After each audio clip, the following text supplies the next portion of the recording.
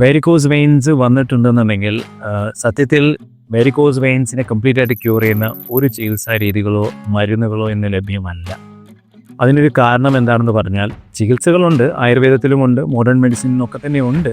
പക്ഷേ ഈ ചികിത്സകളൊക്കെ എടുത്തതിന് ശേഷം ആ വ്യക്തി വീണ്ടും പഴയ അതേ ജീവിതത്തിൽ തന്നെ തുടരുകയാണെങ്കിൽ, എന്തെല്ലാം കാരണത്താലാണോ വെരിക്കോസ് വെയിൻസ് വന്നത് അതേ കാരണത്തിൽ തന്നെ വീണ്ടും ജീവിതം തുടരുകയാണെങ്കിൽ വീണ്ടും വെരിക്കോസ് വെയിൻസ് വരും. ശാശ്വതമായ ഒരു പരിഹാരം കിട്ടൽ പ്രയാസമാണ്.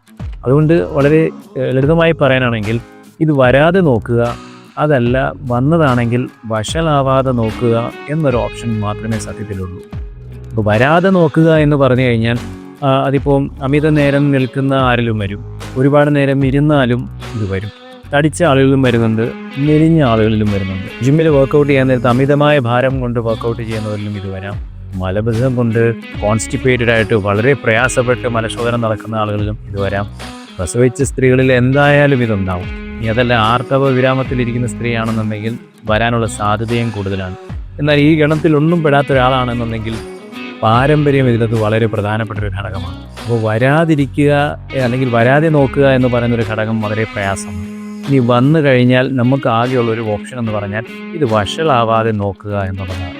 ഈ വഷളാവാതെ നോക്കുക എന്ന് പറയുന്നത് സത്യത്തിൽ ഒരു ലൈഫ് സ്റ്റൈൽ മോഡിഫിക്കേഷൻ പോലെയാണ്. ഏതൊരു ജീവിതശൈലി രോഗങ്ങളിൽ നിന്ന് നമ്മൾ ചെയ്യുന്നത് പോലെ ഇവിടെയും നമുക്ക് ചെയ്യാനുള്ളത് ഇതിൽ സത്യത്തിൽ ഒരു ഈക്വലായിട്ടുള്ള ട്രയാങ്കിൾ പോലെ നിങ്ങൾ കാണണം. ഒരു കോർണറിൽ നിങ്ങൾ ആഹാരത്തിനെ പ്ലേസ് ചെയ്യണം, മറ്റൊരു കോർണറിൽ നിങ്ങൾ വിഹാരത്തിനെ പ്ലേസ് ചെയ്യണം, മൂന്നാമത്തെ കോർണറിൽ നിങ്ങൾ ഔഷധത്തിനെ പ്ലേസ് ചെയ്യണം. ആഹാരം എന്ന് പറയുമ്പോൾ നമ്മൾ കഴിക്കുന്ന അന്നപാനീയങ്ങളെല്ലാം തന്നെ അതിൽപ്പെടും. വിഹാരത്തിൽ വരുമ്പോൾ നമ്മൾ നിത്യം ചെയ്യുന്ന പ്രവൃത്തികൾ, അതിലെന്തെല്ലാം ചെയ്യാമെന്ന് ചെയ്തുകൂടാ മുതലായ കാര്യങ്ങളെല്ലാം അതിൽപ്പെടും. ഔഷധങ്ങൾ എന്ന് പറയുമ്പോൾ ഇപ്പോൾ നിങ്ങൾക്ക് ആയുർവേദമാണ് ഫോളോ ചെയ്യണമെങ്കിൽ ആയുർവേദം മരുന്നുകളും ചികിത്സകളും. നിങ്ങൾ മോഡേൺ മെഡിസിൻസ് ആണ് ഓപ്റ്റ് ചെയ്യുന്നുണ്ടെങ്കിൽ നിങ്ങൾക്ക് മോഡേൺ മെഡിസിൻസ് ഫോളോ ചെയ്യാം. അതല്ലാന്നുണ്ടെങ്കിൽ സർജിക്കൽ മെത്തേഡ്സ് നിങ്ങൾക്ക് അഡാപ്റ്റ് ചെയ്യാം. ഒന്നാമത്തത് ആഹാരമാണ്.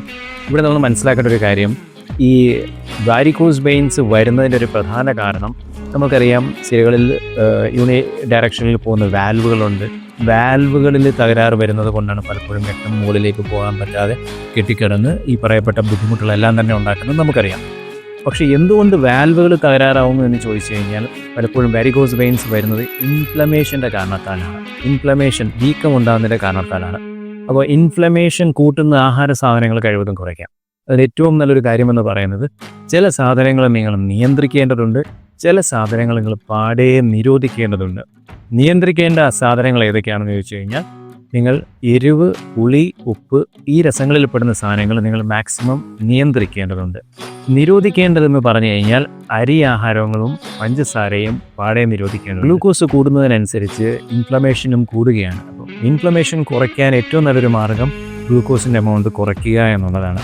95% വെരിക്കോസ് വെയിൻസ് ഉള്ളവരും പ്രമേഹ രോഗികളായിരിക്കും. അതിൽ ഭൂരിഭാഗം ആളുകളും നല്ല തടിയുള്ളവരുമായിരിക്കും. പഞ്ചസാരയും അരി ആഹാരവും ഗണ്യമായി കുറയ്ക്കുന്നതോടുകൂടി ഈ രണ്ട് പ്രശ്നങ്ങൾക്കും നല്ലൊരു പരിഹാരവും കൂടിയായിരിക്കും. ഇതുകൂടാതെ നിങ്ങൾക്ക് ആഡ് ചെയ്യാൻ പറ്റുന്നൊരു സാധനം എന്ന് പറയുന്നത് വൈറ്റമിൻ സി അടങ്ങിയ ഭക്ഷണ സാധനങ്ങളാണ്. സിട്രസ് ഫ്രൂട്ട്സ്, അതായത് നാരങ്ങ, കമ്പിളി നാരങ്ങ, മൂസമ്പി പോലുള്ള സാധനങ്ങളാണ്. അതല്ലെങ്കിൽ പേരയ്ക്ക, കിവി, നെല്ലിക്ക, ഇതെല്ലാം വൈറ്റമിൻ സി അടങ്ങിയ ഭക്ഷണ സാധനങ്ങളാണ്. ബീറ്റ്റൂട്ട് നല്ലൊരു ഓപ്ഷനാണ്. ബാക്കി എല്ലാ സാധനങ്ങളും നിങ്ങൾക്ക് കഴിക്കാം. ഇറച്ചി, മീനും, മുട്ടയെല്ലാം തന്നെ കഴിക്കാം. പലപ്പോഴും ഈ വക സാധനങ്ങളല്ല പ്രശ്നമാവുന്നത്, ഇത് പാകം ചെയ്യുന്ന വിധമാണ് പലപ്പോഴും ബുദ്ധിമുട്ടാവുന്നത്. അപ്പോൾ ഞാൻ ആദ്യം പറഞ്ഞതുപോലെ എരിവ്, പുളി, ഉപ്പ് ഗണ്യമായി കുറയ്ക്കുന്നത് ഇൻഫ്ലമേഷൻ കുറയ്ക്കാൻ സഹായിക്കുന്നതാണ്. അടുത്തത് വിഹാരത്തിലേക്ക് നമ്മൾ പോയി കഴിഞ്ഞാൽ നമ്മൾ നിത്യം ചെയ്യുന്ന പ്രവൃത്തികളാണ് വിഹാരത്തിൽ നമ്മൾ ഉൾപ്പെടുത്തിയിട്ടുള്ളത്. ഇത് നമ്മൾ മനസ്സിലാക്കേണ്ട ഒരു കാര്യം, നമ്മുടെ ശരീരത്തിലൊരു ഹാർട്ടുണ്ട്. ഇത് കൂടാതെ നമുക്ക് രണ്ടാം ഹൃദയം എന്ന് പറഞ്ഞൊരു കാര്യമുണ്ട്. നമ്മുടെ കാലിലെ മസിൽസ്, കാഫ് മസിൽസിനെയാണ് നമ്മൾ ശരീരത്തിലെ രണ്ടാം ഹൃദയം എന്ന് പറയുന്നത്. രണ്ട് മസിലുകൾ ചേർന്നിട്ടാണ് രണ്ടാം ഹൃദയം ഉണ്ടാകുന്നത്. സോളിയസിനും ഗ്യാസ്ട്രോക്നീമിയസ് എന്ന് പറഞ്ഞ രണ്ട് മസിലുകളുടെ പ്രവർത്തനം, കൂട്ടായ പ്രവർത്തനം കൊണ്ടാണ് താഴെ നിന്നുള്ള ബ്ലഡിനെ പമ്പ് ചെയ്യാൻ പലപ്പോഴും ശരീരം സഹായിക്കുന്നത്. അപ്പോൾ ഈ മസിലുകളെ വേണം നമ്മൾ ഉത്തേജിപ്പിക്കാനായിട്ട്. അതിനാദ്യം ചെയ്യേണ്ടത് നടക്കുക എന്നുള്ളതാണ്. നടത്തം നല്ലൊരു എക്സസൈസാണ് നിങ്ങൾ കാഫ് മസിൽസിനെ ആക്ടിവേറ്റ് ചെയ്യാനായിട്ട്. നടന്നു കഴിഞ്ഞ് നിങ്ങൾ വീട്ടിലെത്തി കഴിഞ്ഞ് കഴിഞ്ഞാൽ ഇതുപോലെ ഒരു സ്റ്റെപ്പിൻ്റെ പടിയിൽ നിന്നുകൊണ്ട് നിങ്ങൾക്ക് നിങ്ങളുടെ ബോഡിയെ മുകളിലോട്ടും താഴോട്ടും കൊണ്ടുവരാൻ സാധിക്കും. ഇങ്ങനെ ചെയ്യാൻ പറ്റാത്തവർക്ക് വേണമെങ്കിൽ ഒരു ഭിത്തിയിൽ ചാരി നിന്നുകൊണ്ടും ഇതേ സെയിം രീതിയിൽ നിങ്ങൾ ഈ കാണുന്ന പോലെ നിങ്ങൾക്ക് ചെയ്യാം. ഇത് കഴിയുമ്പോൾ നിങ്ങൾ ഇത്തിരി ക്ഷീണിച്ചിട്ടുണ്ടാവും. നിങ്ങൾക്ക് ഒരു കട്ടിലേക്ക് കിടക്കാം. കിടന്നിട്ട് കാലുകൾ മുകളിലേക്ക് ഉയർത്തിയതിന് ശേഷം വായുവിൽ നിങ്ങൾക്ക് ഇങ്ങനെ സൈക്കിള് ചവിട്ടുന്നത് പോലെ ഇത് ചെയ്യാം. ഇത് കഴിയുമ്പോഴേക്കും കുറച്ചും കൂടി ചെയ്യുമ്പോൾ നിങ്ങൾ ഇച്ചിരി ഒന്ന് കുഴഞ്ഞിട്ടുണ്ടാവും. കാലുകൾ ഭിത്തിയിലേക്ക് ചാരി വെക്കാം. ഭിത്തിയിൽ ചാരി വെച്ചതിന് ശേഷം ഇതുപോലെ നിങ്ങൾക്ക് കാല് മുകളിലോട്ടും താഴോട്ടും ആക്കാം. വീണ്ടും നിങ്ങൾ കാഫിനെ ആക്ടിവേറ്റ് ചെയ്യാണ്. ഇതുകൂടി കഴിയുമ്പോൾ നിങ്ങൾ നന്നായി കുഴഞ്ഞിട്ടുണ്ടാവും. കാല് അന്നേരം തന്നെ ഭിത്തിയിൽ ചാരി വെക്കുക.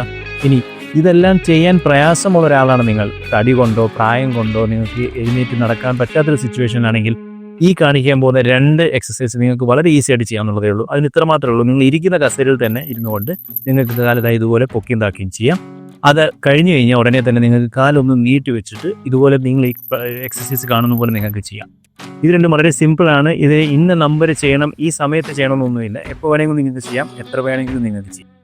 ഇതിൽ ഏറ്റവും ശ്രദ്ധിക്കേണ്ട ഒരു കാര്യം, ഒറ്റ നിൽപ്പ് ഒരു കാരണവശാലും നിൽക്കാതിരിക്കുക. ഒരു 15 മിനിറ്റ് ഒക്കെ നിൽക്കേണ്ടി വന്നു കഴിഞ്ഞാൽ ഉടനെ തന്നെ ഒന്ന് ഇരുന്നിട്ട് എഴുന്നേൽക്കുകയോ കാലൊന്ന് മടക്കി നോക്കുകയോ ഒക്കെ ഒന്ന് ചെയ്യുക. ഒറ്റ ഇരിപ്പ് അമിതമായ നേരം ഇരിക്കാനും നമ്മൾ പാടില്ല. അതുപോലെ തന്നെ ഒരു കാര്യമാണ് കാല് റേസ് ചെയ്യുക എന്നുള്ളത്. ഫുട്ട് ആൻഡ് എലിവേറ്റഡ് ആയിരിക്കണം എന്നുള്ളത്. അതിൽ ചെയ്യാൻ പറ്റുന്നൊരു കാര്യം, ഒന്നുകിൽ നിങ്ങൾക്ക് കട്ടിലിൻ്റെ കാലറ്റം ഇതുപോലെ ഒരു ഇഷ്ടിക വെച്ച് നിങ്ങൾക്ക് ഉയർത്താം. ചില ആളുകൾക്ക് ഇതിലൊരു ബുദ്ധിമുട്ടുണ്ട്. അതല്ല എന്നുണ്ടെങ്കിൽ നിങ്ങൾക്ക് നിങ്ങളുടെ കാലിൻ്റെ അറ്റം വരുന്ന മെത്തയുടെ സൈഡ് ദൂരം ഉയർത്തിയിട്ട് ഒരു തലയണ അതിൻ്റെ അടിയിൽ വെക്കുന്നതായിരിക്കും കുറച്ചുകൂടി നല്ലത്. പല ആളുകളും തലയണയുടെ മുകളിൽ കാല് വെക്കാറുണ്ട്. അത് അത്ര പ്രാക്ടിക്കലല്ല. ഇങ്ങനെ വെച്ച് കഴിഞ്ഞാൽ ഉറക്കത്തിൽ നിങ്ങൾക്ക് കാലങ്ങോട്ടും ഇങ്ങോട്ടും ആയാലും കുഴപ്പമുണ്ടാവില്ല. അപ്പോൾ വിഹാരം അവിടെ തീർന്നു. ഇനി നമുക്ക് മൂന്നാമത്തത് ഔഷധമാണ്. ഇവിടെ എന്തെല്ലാം മരുന്നുകളാണ് നമുക്ക് കഴിക്കാനായിട്ട് സാധിക്കുന്നത്? ആയുർവേദത്തിൽ ഇൻഫ്ലമേഷൻ കുറയ്ക്കാനുള്ള ഒരുപാട് മരുന്നുകളുണ്ട്. നിങ്ങൾക്ക് ആയുർവേദം ഫോളോ ചെയ്യണമെന്നുണ്ടെങ്കിൽ ആയുർവേദ ചികിത്സകളും മരുന്നുകളും നിങ്ങൾക്ക് ഫോളോ ചെയ്യാം. മോഡേൺ മെഡിസിൻസ് ആണ് നിങ്ങൾ പ്ലാൻ ചെയ്യുന്നത്, നിങ്ങൾക്ക് മോഡേൺ മെഡിസിൻസ് പ്ലാൻ ചെയ്യാം. സർജറി ആണ് നിങ്ങൾ പ്ലാൻ ചെയ്യുന്നത്, അതും. ഈ ഔഷധത്തിൽ മറ്റൊരു കാര്യം എടുത്തു പറയേണ്ടത് സപ്ലിമെൻറ്റ്സിൻ്റെ കാര്യമാണ്. സപ്ലിമെൻറ്റേഷൻസിൻ്റെ കാര്യം പറയുമ്പോൾ വൈറ്റമിൻ ഡി വളരെ പ്രധാനപ്പെട്ടതാണ്. അതുപോലെ തന്നെ വൈറ്റമിൻ ഇയും വളരെ പ്രധാനപ്പെട്ടതാണ്. ഇൻഫ്ലമേഷൻസ് കുറയ്ക്കാനും സർക്കുലേഷൻസ് മെച്ചപ്പെടുത്താനും രക്തക്കുഴലുകളുടെ ഒരു ആരോഗ്യത്തിനും വൈറ്റമിൻ ഇ വളരെ നല്ലതാണ്. ഇതാണ് ഔഷധം. അപ്പോൾ നമ്മൾ ആഹാരം, വിഹാരം, ഔഷധം നമ്മൾ പറഞ്ഞു. എന്താണെങ്കിലും വീണ്ടും വരാതിരിക്കുക അല്ലെങ്കിൽ ഇത് വഷളാവാതിരിക്കുക എന്ന ആഗ്രഹം നിങ്ങൾക്കുണ്ട് എന്നുണ്ടെങ്കിൽ നമ്മൾ മേൽ പറഞ്ഞ ഈ കാര്യങ്ങളെല്ലാം തന്നെ ചെയ്തിരിക്കാൻ മതിയാവും. അപ്പോൾ പരിപൂർണമായിട്ട് ഭേദമാക്കാൻ സാധിച്ചില്ലെങ്കിലും ഒരു അസുഖം വഷളാവാതെ നോക്കുക എന്ന് പറയുന്നതും സത്യം പറഞ്ഞാൽ നല്ലൊരു റിസൾട്ട്.